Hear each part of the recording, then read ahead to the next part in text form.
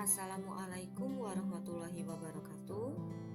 Perkenalkan, saya Ana Astutiningrum, mahasiswa PPG Prajabatan Gelombang 2 dari Universitas Muhammadiyah Palembang. Di sini, saya akan menjelaskan tugas dari mata kuliah Proyek Kepemimpinan 1 pada tahap ruang kolaborasi. Adapun tugas yang akan saya bahas adalah menghubungkan dua gambar dengan menggunakan mata rantai. Gambar pertama adalah gambar implementasi dari kurikulum Merdeka.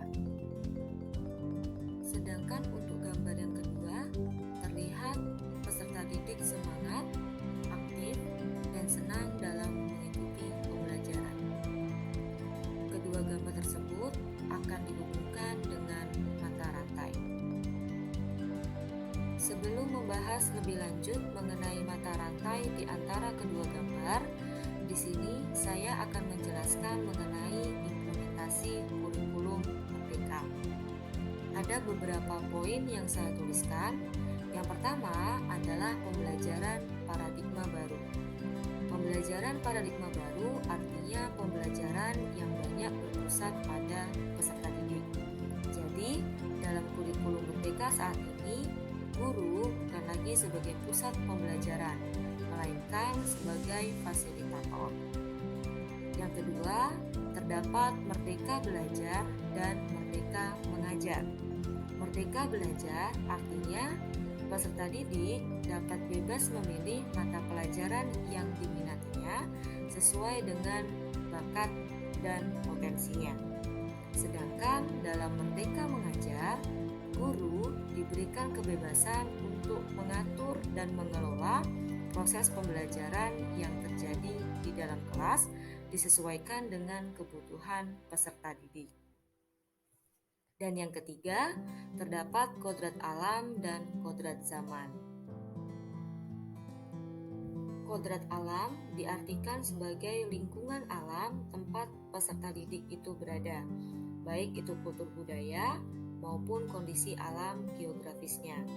Biasanya, kodrat alam ini berhubungan dengan karakter dasar peserta didik. Sedangkan kodrat zaman diartikan perubahan dari waktu ke waktu. Guru membekali keterampilan kepada peserta didik sesuai dengan zamannya agar mereka bisa berkarya dan menyesuaikan diri.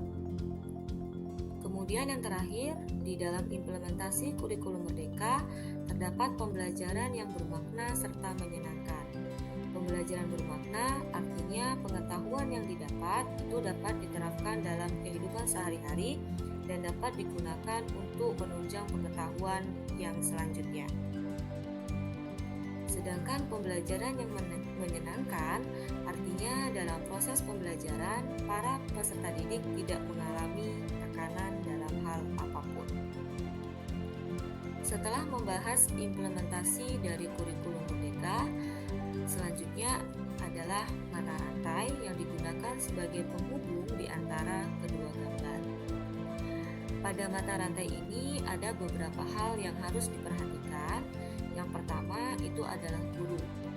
Jadi sebenarnya untuk mencapai tujuan dari implementasi kurikulum Merdeka, yaitu pada gambar 2, ini sebenarnya kunci utamanya terdapat di guru.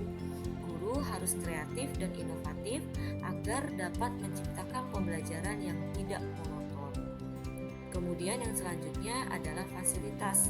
Fasilitas di sini adalah sarana prasarana yang memadai. Fasilitas yang memadai otomatis akan turut serta membantu mencapai tujuan dari kurikulum Merdeka. Apalagi dalam kurikulum Merdeka saat ini sudah banyak menggunakan teknologi dalam proses pembelajaran.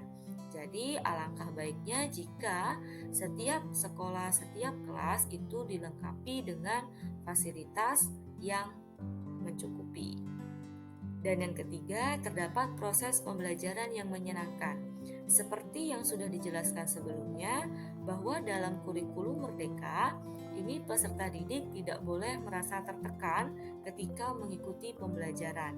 Artinya, Balik lagi ke guru tadi, bahwa guru harus kreatif dan inovatif agar dapat menciptakan iklim kelas yang menyenangkan. Mata rantai yang selanjutnya adalah pembelajaran berbasis proyek.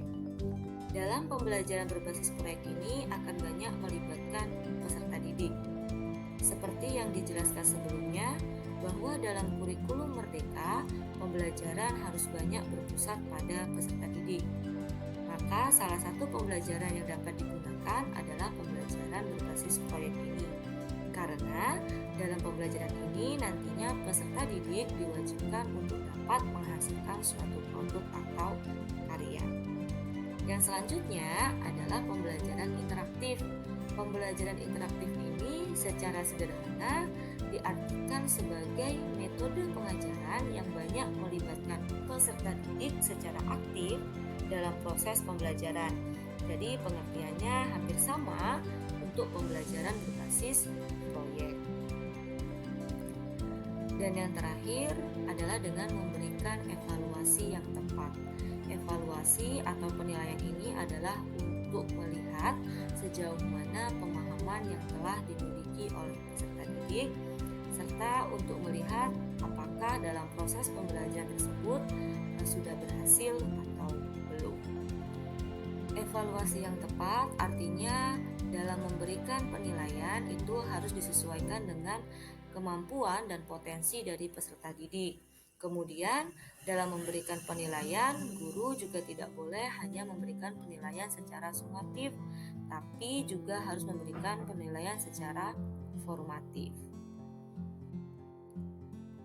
Dari mata rantai yang telah dijelaskan, maka diharapkan dapat menghasilkan peserta didik yang aktif dan bersemangat dalam pembelajaran. Selain itu, dalam kurikulum Merdeka juga mengharapkan peserta didik yang memiliki keterampilan 4C, yaitu memiliki keterampilan komunikasi, kolaborasi, berpikir kritis, dan kreatif. Baiklah, demikian penjelasan saya mengenai mata rantai di antara dua gambar. Terima kasih banyak atas perhatiannya. Saya akhiri. Wassalamualaikum warahmatullahi wabarakatuh.